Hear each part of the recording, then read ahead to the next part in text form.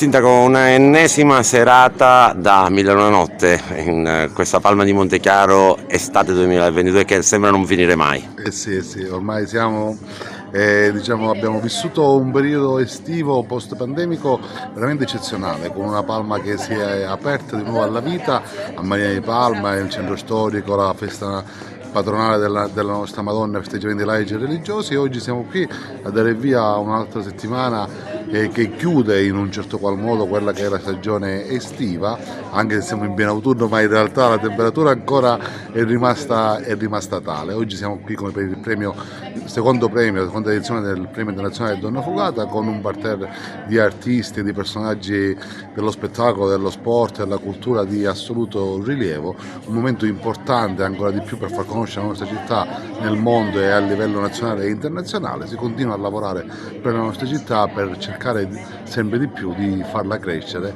e mostrarla al mondo per quanto è bella. Marcello Giavarini ancora una volta si ricorda della provincia di Agrigento, ha contribuito a questa serata di Palma di Montechiaro con il premio Donna Fugata. Sì, è stata una manifestazione che per me è nuova, però l'amico Bellì appunto mi ha invitato questa sera e quindi abbiamo dato un contributo, una mano aiuto nell'organizzazione. Sono convinto che sarà una bellissima serata.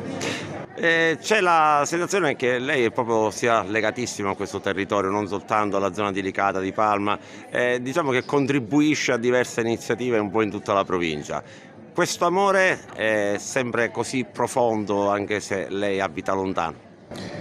Devo dire che con l'iniziativa nata all'Agragas, che mi è rimasta sempre nel cuore, nel 2015, Ora ci arriviamo. mi sono riavvicinato appunto alla Sicilia, una terra che io mancavo dal 1992 e che vuoi frequentare, poi le origini vengono sempre fuori, ritorno sempre volentieri. C'è qualche rammarico in lei per la vicenda Agragas di come è andata a finire, a distanza di anni? No, forse potevamo fare qualcosa di più, forse anche io avrei dovuto essere un po' meno impulsivo, però quello che abbiamo fatto sono stati 2 campionati di eccellenza.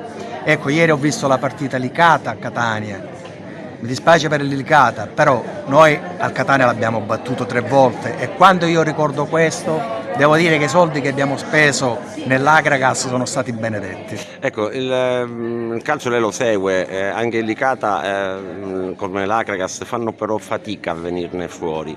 Secondo lei perché, dopo l'esperienza proprio acquisita qui ad Agrigento con l'Agragas, perché si fa fatica a uscire fuori da questi campionati che sono molto secondari? Ma il problema è un po' più atavico, cioè ormai nel calcio diciamo, le leghe danno pochi soldi, i soldi non ci sono e quindi i presidenti devono rimpinguare le casse e adesso con la crisi del Covid, la crisi adesso del gas, cioè diventa sempre più difficile trovare presidenti che mettono dei soldi e quindi questo è il problema. Lei parlava proprio della crisi derivante dal caro bollette, ecco, come pensa che andrà a finire questa situazione? Lei che comunque è un imprenditore di successo. Ma guarda, non a caso noi abbiamo una compagnia energetica a Milano, una delle mie attività, quindi adesso siamo proprio all'interno del problema. Andrà a finire che poi tutto si risolverà, però è giusto la strada che sta percorrendo l'Italia, la Comunità Europea, di rendersi autonomi dalla Russia, cioè non può la Russia ricattarci col gas, perché se i prezzi sono cresciuti è grazie all'embargo che ci ha fatto Putin con il gas e quindi sono arrivati i prezzi a 400 euro a megawattora. Mi sembra di capire che lei tutto sommato rimane ottimista. Sì, ma no, guerre ce ne sono state, ci saranno sicuramente nel futuro, però la vita, il ritornare alla normalità verrà sempre fuori.